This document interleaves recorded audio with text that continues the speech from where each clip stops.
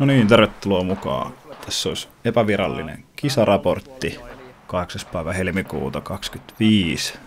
SRA Etelä-Hämeen viikkokisat Toijalassa ja oli 28 osallistujaa mukana ja näitä on lähtökohtaisesti joka lauantai, ellei olisi isompia kisoja Hätilässä. Eka rasti meidän skuadilla oli tällainen, missä on 6 ampumapaikkaa ja 3 peltiä jokaisesta. Valmis. Huomio!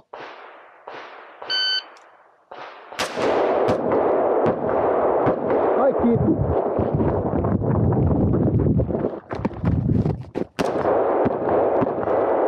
Kaikki!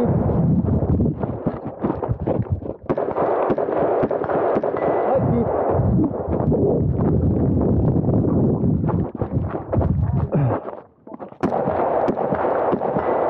Kaikki!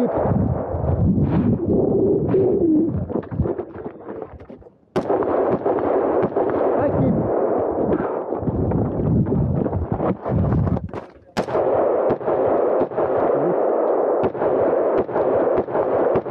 Kaikki, ootko lopettanut?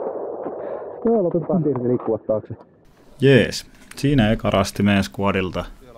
Taaksepäin pääsi vähän juoksemaan ja sitä harjoittelemaan. Ja ihan ok meni muuten, paitsi toi näreestä tuen ottaminen tuossa loppuun oli ihan turhaa. Siihen hukkui aika. Seuraava rasti olisi semmonen, missä oli etenemisen estäviä poppereita muutamassa paikassa ja sen jälkeen pahvitauluja. Onko ampuja valmis? Valmis. Huomio!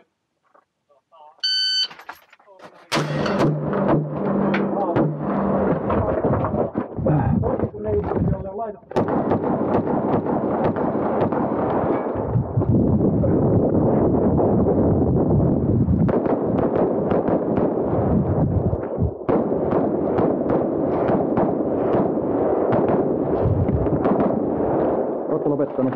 Joo. Mitä siirtyi liikkua taakse? Työlakas taululle. Joo, todellakin poppereiden jälkeen vähän juoksemista, pahvitauluja ja tosiaan nämä mutkan takana täällä olevat pahvit sai ampua vasta sitten tuossa noiden verkkoseinien välistä. Ja rikelinjaa siinä maassa olevaa rimaa ei sitten saanut ylittää myöskään, eli juosta sinne liian pitkälle. Seuraava olikin sitten meillä vuorossa toi pistoolirasti.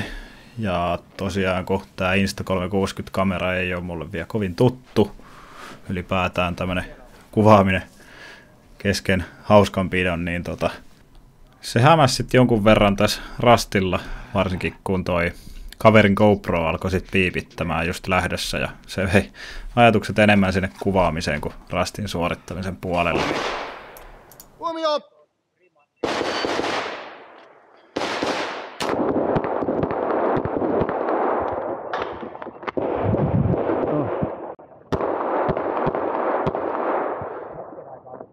Miten se nyt oli?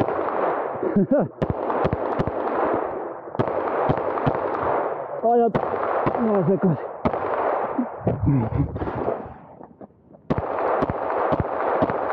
Oot lopettanut. Tosiaan ajatus oli se, että olisi ensin vasemmat 2 taulua, sitten keskirimojen yltä, välistä ja alta vapaa-valintaisesti maks 2 taulua per väli ja viimeiset taulut sitten riman alta ja pakotettu lippaan vaihto ensimmäisen viimeisen laukauksen välillä. Joo, sitten olikin tiedossa tämmönen aika hieno yhdistelmärasti. Lähtö molemmissa aseissa lipas kiinni lataamattomina. Tää lähin taulu piti ampua ennen etenemistä ja sitten noin rimoin merkkaamat rikelinjat ohjaa sitä, missä saa kulkea. Ja 2 taulua per ase on pakko ampua ja tuohon lavalle olisi sit voinut jättää aseen, jos ei hihnää olisi ollut mukana. Ja ihan hieno rasti.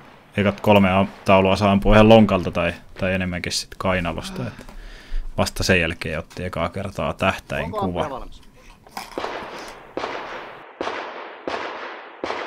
Oliko nämä kosketukset mitenkin? Saat pitää kiväärissä kädet. Selvä. Valmis. Huomio!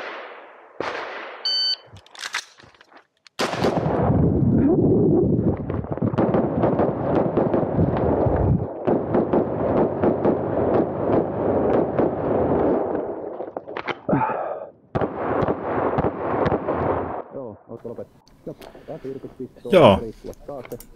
Tällainen toiminta tällä kertaa näille osallistujien joukossa ja muutenkin niin riitti sitten 4.